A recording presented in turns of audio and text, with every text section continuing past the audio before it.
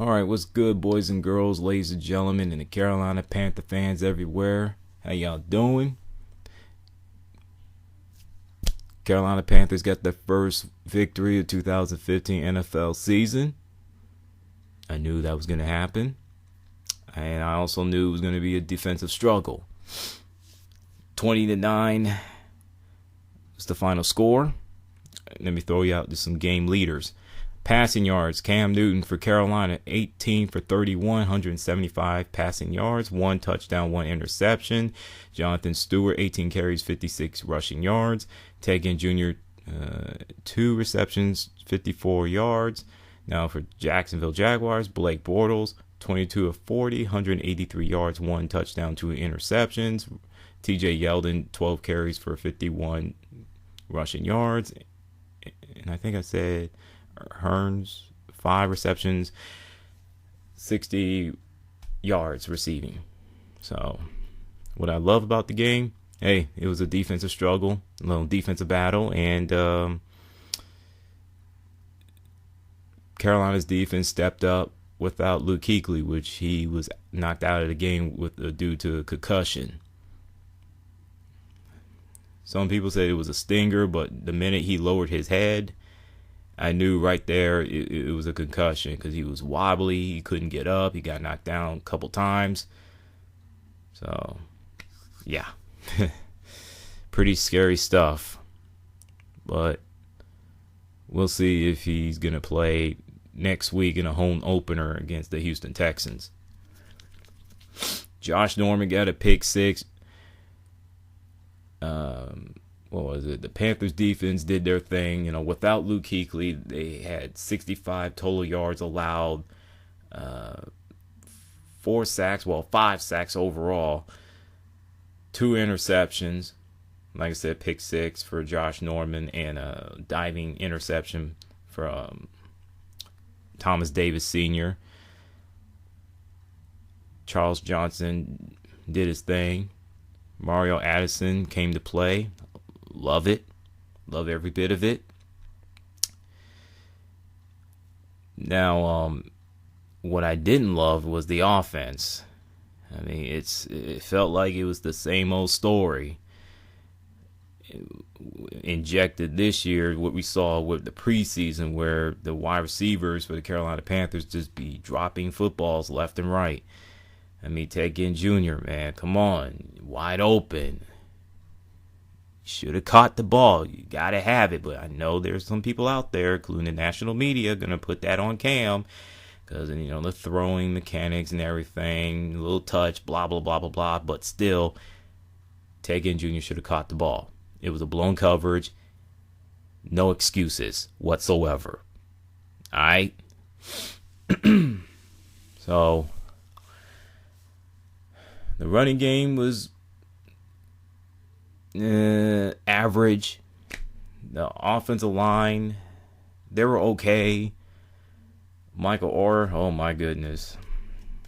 Is it just me, or did Byron Bell, the ghost of Byron Bell, came back to Carolina and took over Michael Orr and did some weird things to him, where he was when he gave up 2 sacks. If you think it's bad now, just wait till the Houston Texans come to town. You know that dude, Double J Watt, J.J. Watt, the best football player in the NFL, let alone the best defensive player in the game.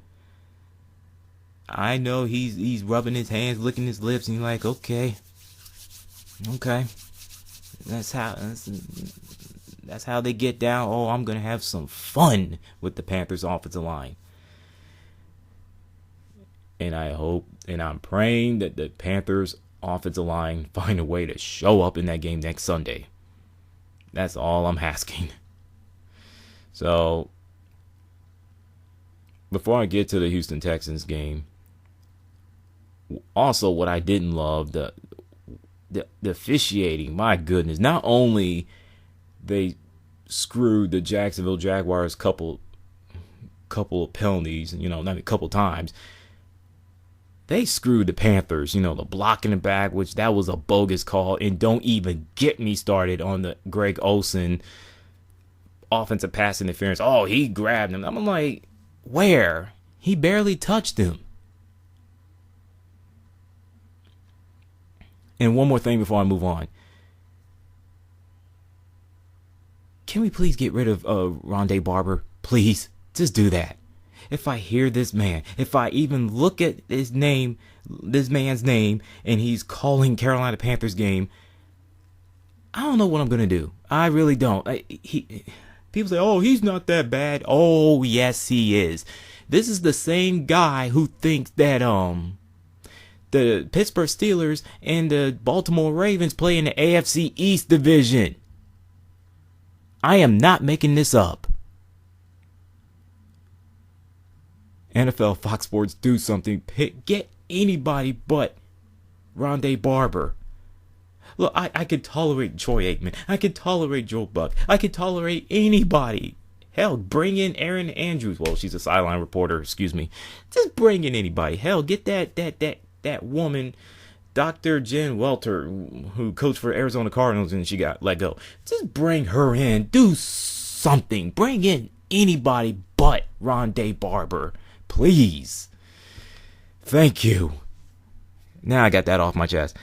Now, next Sunday's game against the Houston Texans, I think it's going to be another defensive struggle. That's the way I see it. Now, granted, the Houston Texans put up 20 points, but I don't know what's going to happen. I really don't. It's going to be a battle of which team's offense going to score the most. Which team's offense is going to score the most? You know, is it going to be the Houston Texans offense or is it going to be the Carolina Panthers offense? At least the Panthers offense, the quarterback position is solid. It leaves no doubt in mind. Houston Texans quarterback position, Brian Hoyer, Ryan Mallett. Yeah. So I still see the Carolina Panthers winning the game, but it's going to be extremely close game. It's not going to be walk in the park. It's not going to be easy. So, and with that, throwing y'all a salute. What's your thoughts of today's game and next week's game? I'm out.